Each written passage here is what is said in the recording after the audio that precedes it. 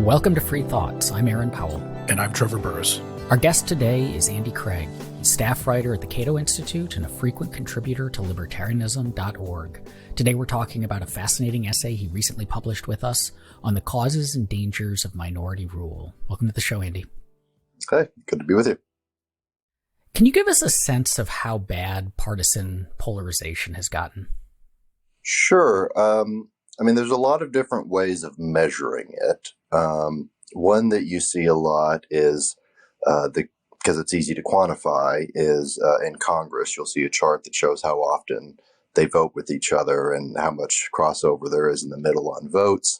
And that's famously hollowed out.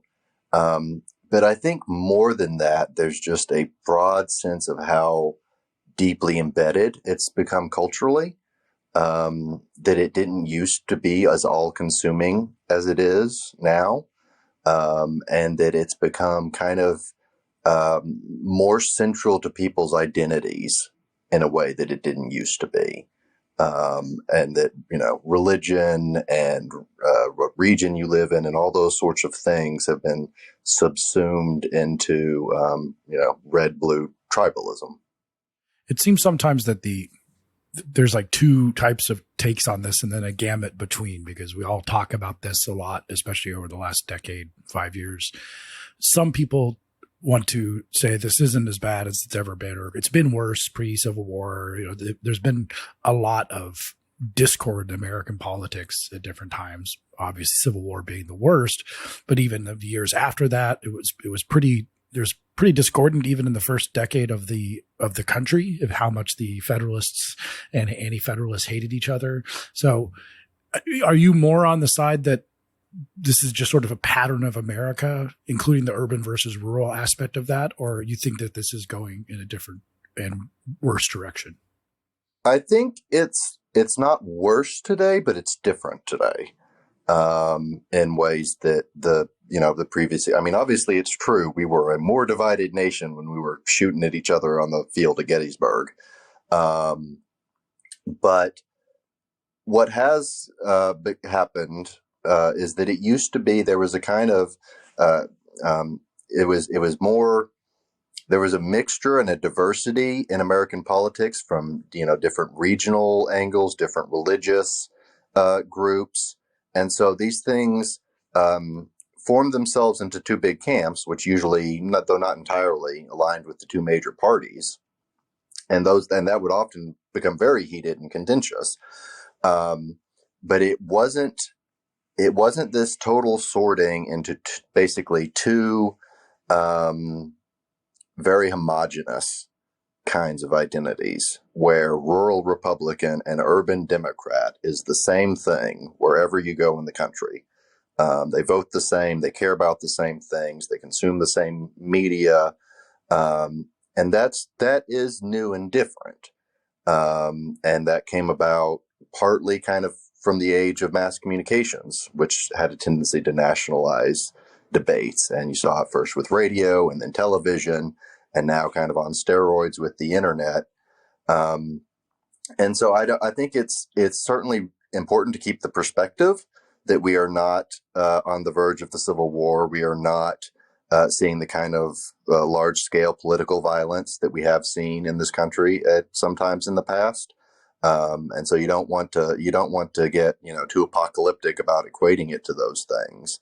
But there is the dynamics that are fueling it, and the kind of runaway spiral escalation of it are things that are new and different and have to be grappled with and addressed in different ways than how we handled some of those past divisions. What are some of the reasons that typically get given for this newest wave of increasing polarization? In your essay, you mention a handful that all sound rather grim. Political sectarianism doesn't sound super scary, but two-party doom loop and partisan death spiral, those sound bad. There's a lot of theories. One that you see that I find unconvincing, and I think most of us at Cato would not be convinced by, is that it's campaign finance. It's money in politics. That's one that you see that I don't think is terribly convincing, because it doesn't make much sense why money in politics would drive polarization. I get why it should drive corruption, is the theory. it doesn't make much sense that it would drive polarization. One thing you see asserted, particularly on the left among Democrats, is that it's voter suppression. That Republicans are making it harder to vote, etc. And I touch in the piece on some of the reasons why that's going on. But at the same time, when you look at the actual marginal effect of tinkering with voter ID laws and early voting and that sort of thing, it does not make a huge difference.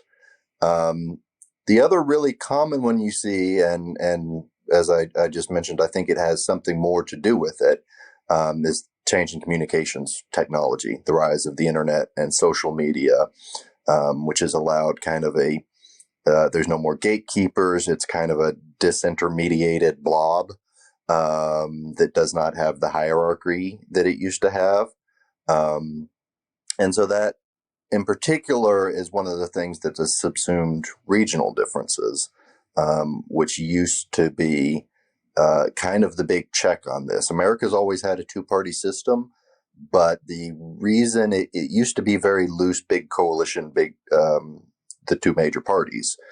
They were united around little more than supporting the same presidential candidate. And you had liberal Northeastern Republicans and conservative Southern Democrats, and some of the most liberal senators were elected from places like Idaho and South Dakota.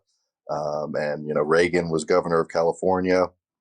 And because of the way the density divide has played out, and the parties have realigned so almost entirely around rural versus urban, with suburban somewhere in the middle, that's something that it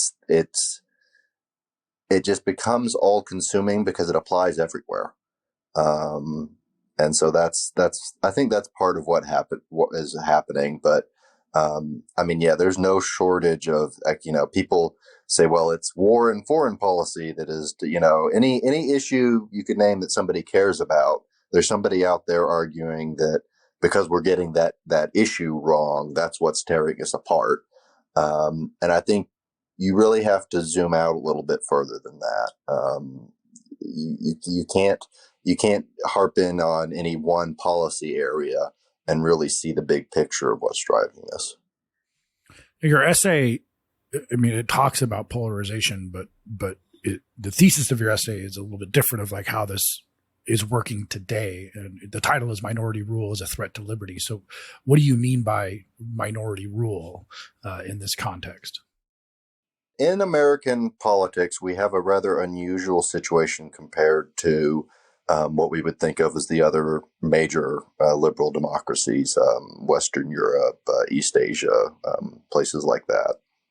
In that most, not all, but most of our high offices are elected under an electoral system that is not a 50-50 tipping point between the two major parties. Because of geography and the way the rules of our elections play out, you see this most famously in the Electoral College, and that's the one that gets a lot of attention, where in 2000 and 2016, you saw a Republican who lost the national popular vote, won the Electoral College. And there's a systematic skew there that, depending on how you calculate it, it runs something like 46 to 47% Republican to 53 to 54% Democratic is where the actual tipping point of flipping an election outcome is at. But it's not just the Electoral College. Obviously, the Senate, kind of by deliberate design, is not democratically representative because there are more smaller, wider, more conservative Republican states. They get more senators, and so you see a similar thing there.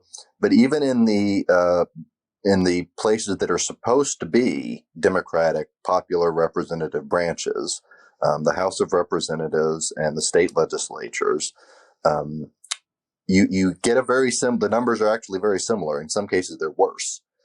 There's states right now where the Republicans can lose the cumulative vote for state legislature by it's pushing 10 points and still hold more seats. And because of that, our electoral system is it produces an equilibrium. That equilibrium is where kind of all the rest of the relative size of the two parties and so much of how they think about political dynamics and cultural dynamics. And so you end up with a system where the Republicans and the Democrats both still end up in power about half the time, because that's where the equilibrium balances. But you have you have a smaller Republican side of a smaller Republican coalition and a larger Democratic coalition, and that fuels all kinds of weird illiberal thought processes on both sides. When we're constantly facing this reality that it doesn't feel like a fair contest, and one side feels like they need these rules in order to preserve themselves, and the other side say, hey, this is unfair, we got more votes, we didn't win. And so it just has a lot of downstream consequences. The fact that our electoral system has that skewed tipping point. How much of this is a temporary thing, though, in the sense that, Democrats are concentrating among the cities, and the cities' populations are growing. People are at a steady clip leaving small town America and moving to the cities because they are dynamic and economically they're the engines of the country, and that's where the jobs are, and that's where the culture's happening, and so on. Younger people tend to skew Democratic, and they're the ones who are more likely to be kind of moving to these places. And so it does seem like no matter what structural advantages the rural party might have, there's got to be a floor, right? Like, they're not going to win with 30% of the vote. And so is this something where we're going through a period where they seem, the rural party, which is in this case the GOP, seems to have a structural advantage, but another 5-10 years of both demographic change and shifting population, geographically, is going to just mean it's going to kind of moot that advantage? Well, that's one of the things. Both Republicans and Democrats kind of fear or celebrate that possibility that, and it's true, we are still urbanizing. People are moving out of rural areas into the cities. But part of the point of this piece is that even no matter, you will still always have the relatively more rural 47%. Now, where that dividing line is might shift. It might, shift from, towns of 50,000 to towns of 100,000, as these things move.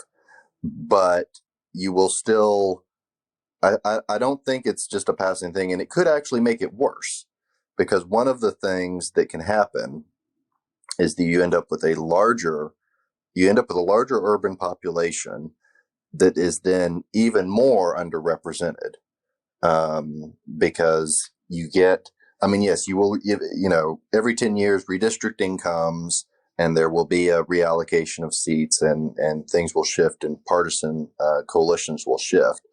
But part of the reason the system of single member districts that we use for Congress and most state legislatures produces this is because Democrats are inefficiently distributed for such a system. They are packed and cracked, which is what they call it in redistricting circles. And that's something you do deliberately for gerrymandering, but it's also just inherent. And the way that works is that, you have these 90% blue districts that are urban areas that are just deep, deep, deep blue with very few Republicans in them. And you have these relatively more rural districts that are that still have a third to a quarter of voters are Democrats. It's still a minority. They're still safe red seats, but there's more Democrats in those districts than there are vice versa. And so because of that inefficient distribution, you end up with this system where you get more Republican legislators out of fewer Republican votes. And I think it's potential that the accelerating urbanization could just make that worse. And it also fuels the insecurity on the Republican side of the feeling that we couldn't win elections, that we couldn't wield political power except for this counter-majoritarian system. And that, we're going to be overwhelmed by the masses in the cities. And that's a large part of what fuels the insecurity, which fuels a kind of we've got to use it while we've got it attitude towards political power. So, as I alluded to before, I've said at different times that if I were just a pure academic, some historian at some university, I would spend a decade writing a history of the United States as a history of urban versus rural conflicts. It was true at the time of the Constitutional Convention that they were deeply skeptical of the East Coast elites. And of course, their East Coast was the difference between like Amherst and Boston. So it's been a long time issue, and they knew about it at the framing of the Constitution. And one of the reasons, although the Electoral College is strange and they actually didn't think about it as much as maybe they should have, but there was a thought that it would help give that, and the Senate, when you combine it with the Senate, would help give more representation, voice to the rural areas, which have concerns that are not just like the same as population. I mean, like large areas of farmland that are the breadbasket of America have concerns that are not just about population. So, I mean, do we really want to go after the Electoral College if it's doing this job to some extent of making sure that presidential candidates don't go to Iowa and, always make that stop in Iowa and endorse, corn. But we want, the concerns of Iowans and the concerns of people who live in LA. But how much time would a presidential candidate spend in LA if we didn't have LA, New York, and the big cities, if we didn't have the Electoral College? Well, that's certainly one of the common defenses of the Electoral College. And one of the points I make in this piece is that, for one thing, the Electoral College isn't going anywhere. So if we're looking at feasible reforms, I don't see much there. But one of the key things to understand is that it's not just the Electoral College; it is also the House. It's also the state legislatures, and so it may well be reasonable and desirable to have a degree of counterweight there in that system, to wait a little bit for some offices in some ways towards that side of the aisle. But when it becomes everything, then you're not getting the Madisonian intent of the House within that scheme, which is supposed to be the popular representative branch based on pure population, because that does still matter and has to be one of the inputs in the system. So, when we think about the frame, as you alluded to, how much they really considered the Electoral College, there's a lot of post hoc rationalization of the Electoral College that was not really anything they consciously intended. And so, when we look at what the framers did, they did very, very well with what they knew at the time. And developing a kind of proto-public choice, incentive-based structure, what we think of Madisonian checks and balances. But there's things they didn't foresee. They did not well understand the nature of parties. They thought they were going to somehow get rid of parties, which we now know is neither possible nor desirable, that any functioning democratic system is going to have political parties. And so you have to harness and build around that. And the other thing, and our colleague Gene Healy has written a lot about this, is the presidency has just become so all-consuming. The entire political system, our parties, everything revolves around the presidency. And so, something that would matter less if we had a more constrained presidency, if Congress was taking more of the lead, as was intended, then the fact that the Electoral College has this little skew in it might not matter as much.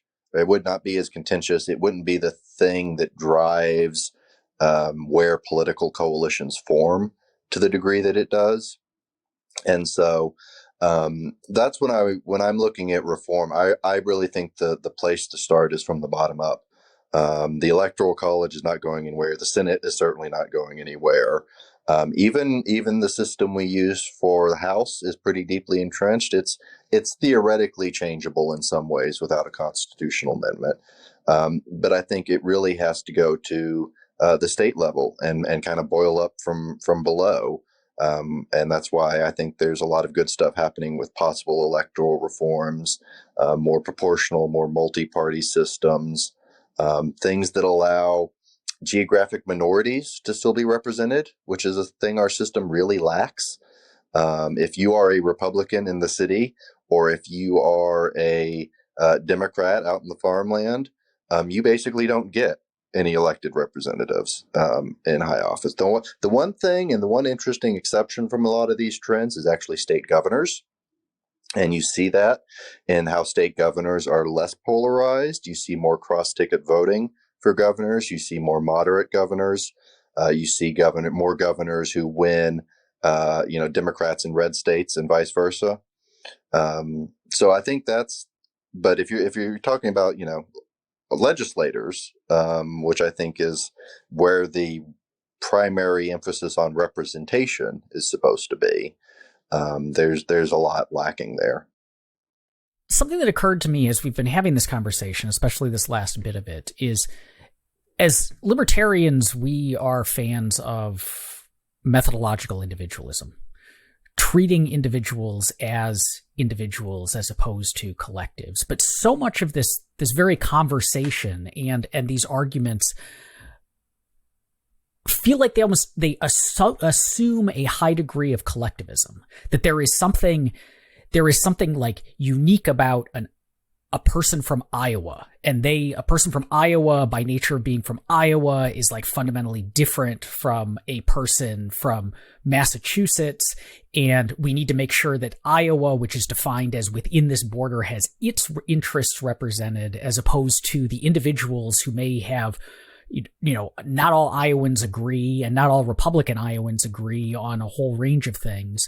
Or when we're talking about, that the Republican in the deep blue district not having his interests, that's just kind of the nature of elections. Is like, if you lose, you don't get your candidate. And it seems odd to tie that to, we need to make sure that like these collectives called the parties are represented equally, or have some degree of like proportional representation, or that different geographical areas, because really it feels like this should be about individuals, and individuals are trying to advance their interests, trying to get what they want, and tying it all into this geography seems to confuse things. And it's part of it is tied into like why I've always found a little bit baffling when libertarians defend, say, that we need to give extra weight to the people in like rural states so that their interests are represented, because that kind of assumes that there's something in this collective called this state, whereas maybe I'm wrong, but like the best protection against the interests for like of these smaller states is federalism. It's that you can elect whoever you want to the federal government, but then they can't interfere they're limited in how they can interfere in the affairs of the given states. And then the states can be these engines of democracy or whatever. And so this whole conversation seems to be assuming collectivism when what we should be assuming is individualism. Does that make any sense at all? Sure. And one of the things about the American electoral system that is different from a lot of other places is our emphasis on geography. Your House district is geographically defined. Obviously, your state is geographically defined. And that's not necessarily the most natural grouping of common interests that people have. But because we only allow elections to be conducted through these geographic electoral units, it forces more emphasis on geography than might otherwise be the case. So if you look at, for example, proportional representation, one of the things you get there is that you can have a geographic minority and still be represented, that is something different from kind of winner take all elections. And so you can get, it produced not just more moderation, but it kind of more of a sense of buy-in, and having a seat at the table, which matters if you're trying to defend a constitutional system from, collapse from lack of public support, and the worst things that could come from that. But it's, speaking about libertarians in particular, I think there are very strong reasons to be skeptical of the premise that more heavy weighting of rural votes produces smaller government.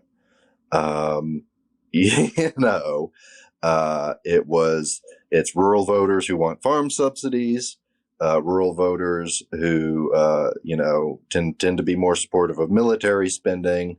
It's rural voters who are more socially conservative typically and want to do things like ban gay marriage or more supportive of drug prohibition. And even if you just look narrowly at spending, I don't think there's a very strong case that this, that we as libertarians should prefer, because it produces better policy outcomes, a system that just straight up weights, white conservative rural voters more. And that is something that is hard to justify as a normative matter.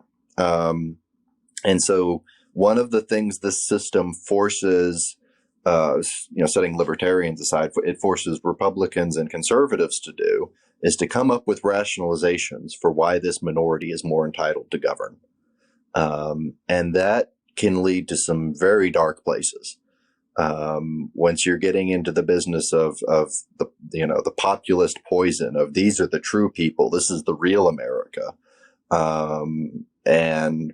But it drives people down that path, because otherwise, how do you justify this sort of system? But no, I agree. There's definitely, libertarians should be a little bit more skeptical about the idea that these things produce more libertarian outcomes. And you're absolutely right about federalism is the more important, subsidiarity, local self-rule, local autonomy, that protects, rural minorities, rural political minorities much more effectively than just, weighting their votes in favor of determining control of a very centralized national system. Aside from the way that libertarians should look at who is voting and what they're voting for, I mean, if you're a good libertarian, you should be allergic to the partisanism that dominates the conversation. You might have a lot of other biases in your head, but hopefully you're not subject to those partisan ones. And a lot of things libertarians say sometimes is, gridlock, gridlock is good. We don't want either party to be dominating. So in a general sense, why should libertarians actually care that much about this minority rule thing you're describing? I think it's worth caring about because it produces some very toxic outcomes that can undermine a lot of things libertarians do care about. We care about individual rights. We care about limited government. We care about the Constitution. We care about having good political incentives that don't undermine liberty, that reinforce liberty instead of undermining it. And so, when you have this sort of hyperpolarization, it becomes such a toxic, all-consuming thing that you don't get broad buy-in to, not necessarily radical libertarianism. We're pretty content with the fact that that's a small minority view, but what we might call liberalism more broadly, or liberal constitutionalism, liberal democracy. And that when you have on the one hand a party that thinks that has to justify why it should rule without a democratic mandate, and on the other hand you have a party that says the Constitution is awful and rigged against us, you can very quickly end up in a place where neither support it, and all constraint goes out the window. The most extreme example I've been coming back to a lot historically is actually Spain. So in the latter half of the 19th century, early 20th century, Spain had this thing called Turnismo, which was basically there was an official liberal party and an official conservative party. And through informal mechanisms and frankly rigging elections sometimes, but basically they had a power sharing agreement where they would alternate back and forth.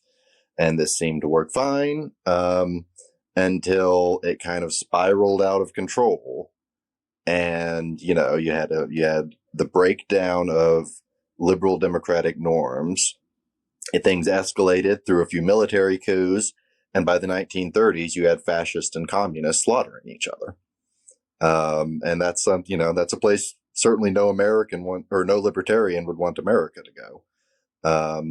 So I think that's why polarization matters and is a concern to liberty, and to the degree to which minority rule fuels that and accelerates trends towards authoritarianism. I think that's a libertarian concern. I agree that the concern here, you mentioned the Spanish system, there's an underlying concern for the functioning of any liberal democracy is the viewing the other side as illegitimate, and also electoral victories as illegitimate, which has been ramping up from both sides for quite a while. I felt like that was a lot of what the campaign finance discussions post Citizens United were kind of verging on, that because they were saying, well, the Democrats were saying, well, the Republicans only win because of Citizens United. And now you have Republicans saying that these electoral fraud, and it all can get pretty scary, I think, quicker than most people think can happen. But do you think that sense of illegitimacy, that the other side's victory was illegitimate, is sort of endogenous to this minority rule thing, that it came out of it, or it preceded it? It preceded the population shifts that had happened? I think it pretty well directly does come from it, because you have seen, and there are other broader reasons fueling this kind of the rise of populism. You've seen the rise of far left and far right parties in other major democracies. But you have not seen that degree of illegitimization of the other side and of election outcomes. If you look at British politics, which might be the one most Americans are to the degree Americans know about foreign politics at all, the one they're kind of more familiar with, you don't see this kind of just screaming rage that the other side didn't really win.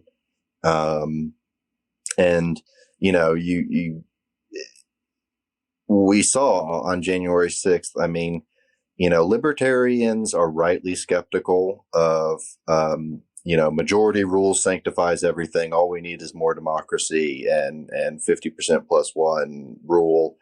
But at the same time, we need to understand the ways in which electoral democracy channel conflicts that otherwise could and would play out violently, much more violently than, the violence inherent in the system.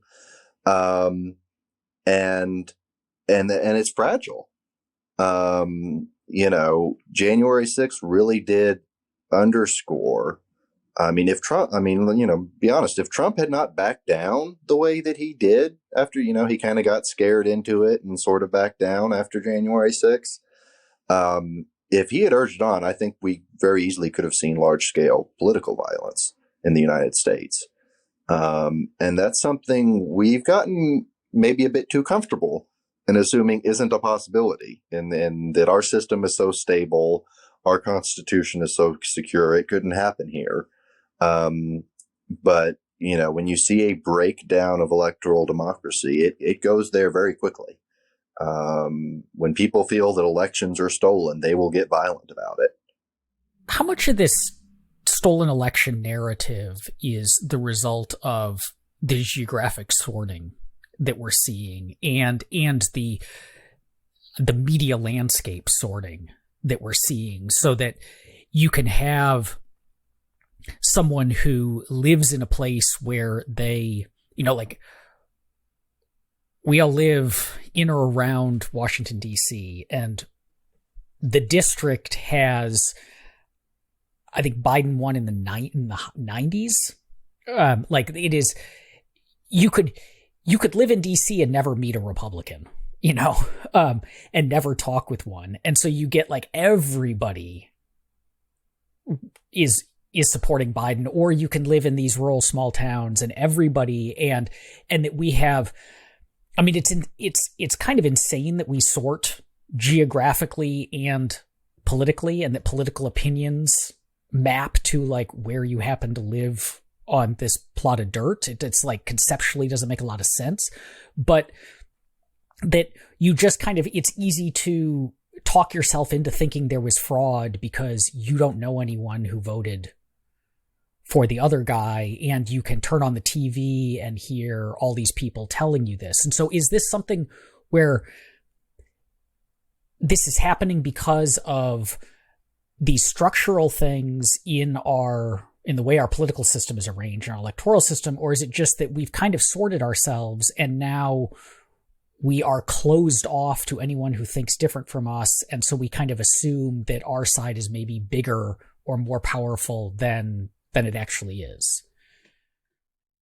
Yeah, that's certainly part of it. I mean, even going back to the 70s, there was a famous quip by, I forget what his name was. He wrote for like the New Yorker or the Atlantic or something like that. And he said, "How could Nixon have won? I don't know anybody who voted for him."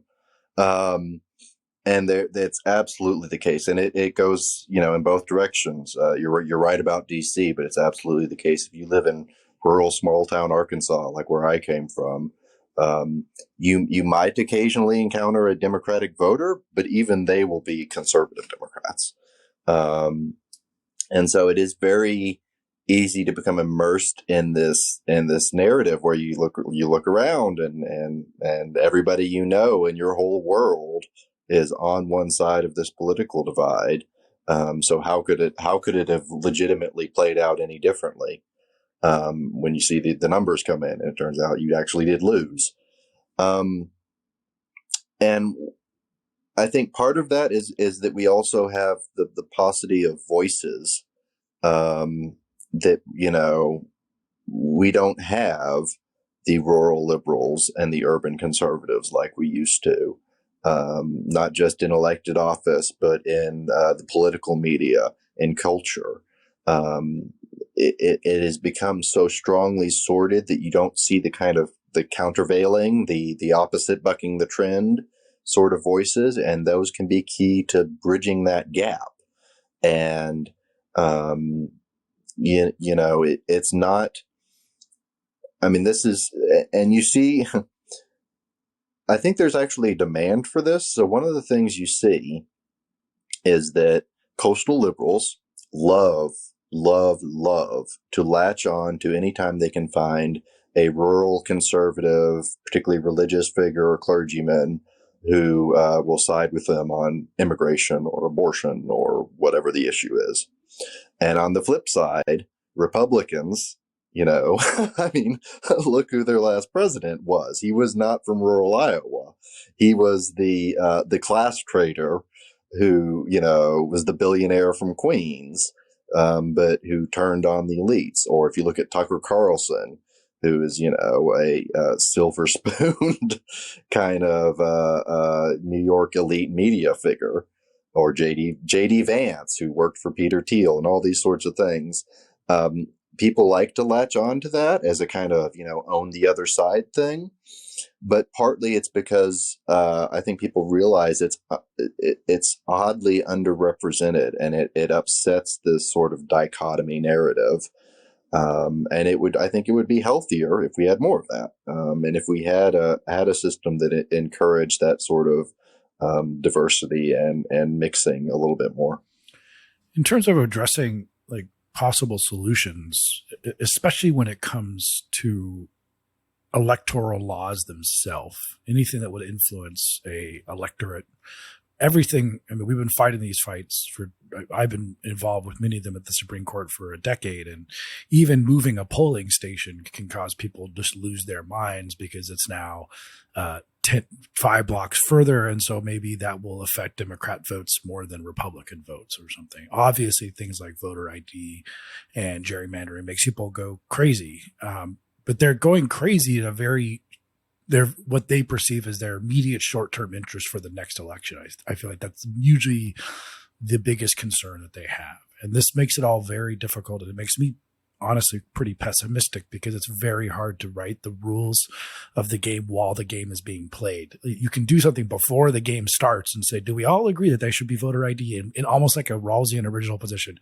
Neither of us know, neither party knows who this will affect negatively or positively, but do we generally agree on this rule?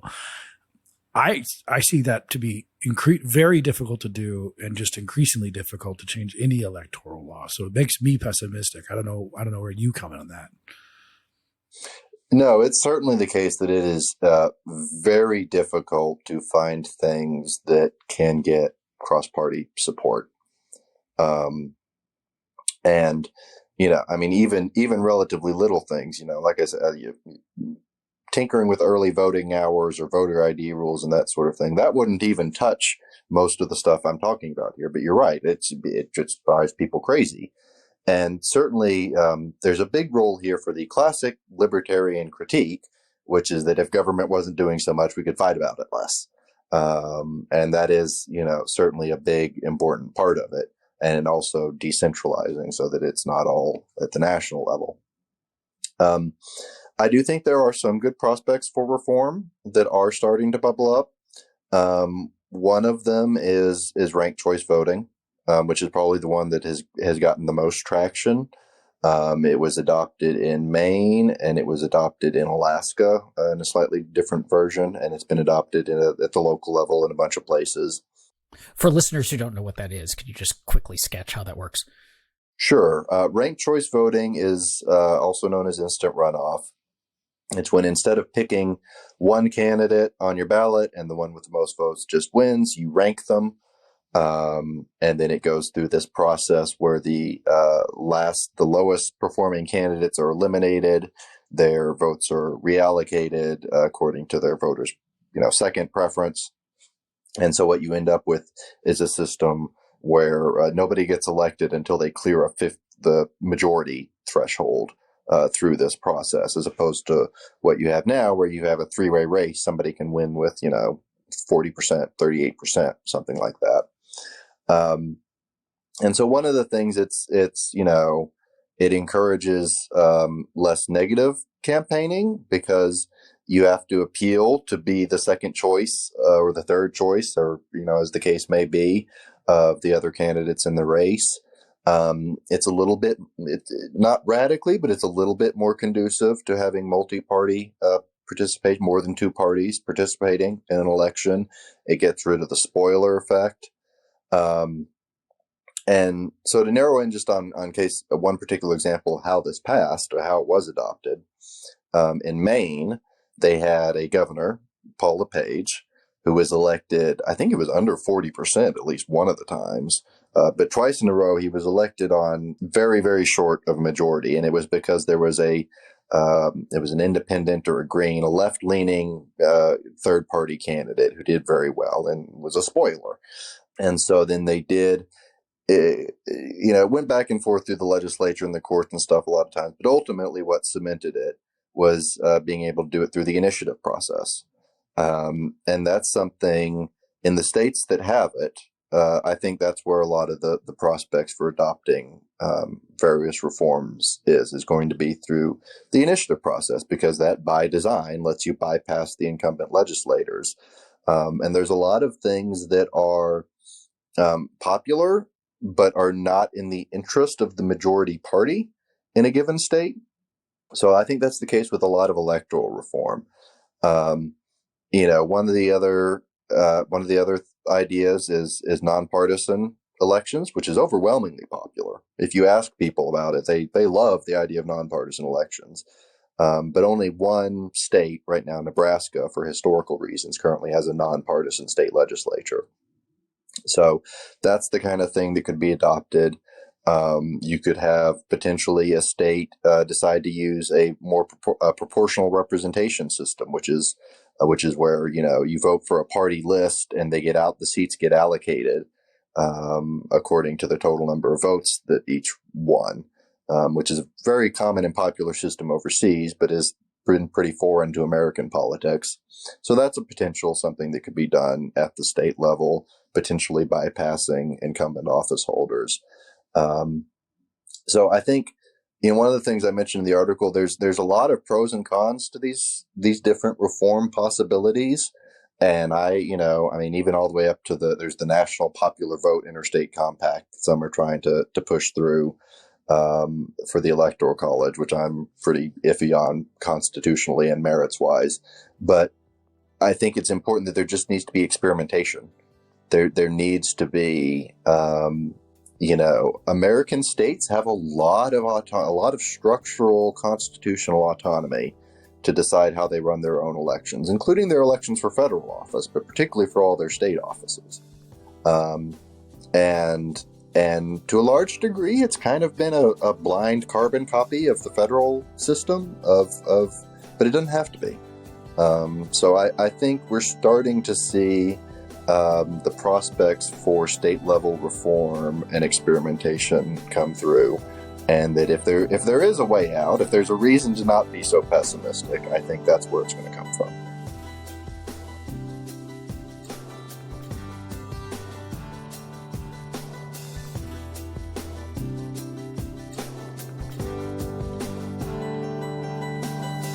Thank you for listening. If you enjoy Free Thoughts, make sure to rate and review us in Apple Podcasts or in your favorite podcast app. Free Thoughts is produced by Landry Ayers. If you'd like to learn more about libertarianism, visit us on the web at www.libertarianism.org.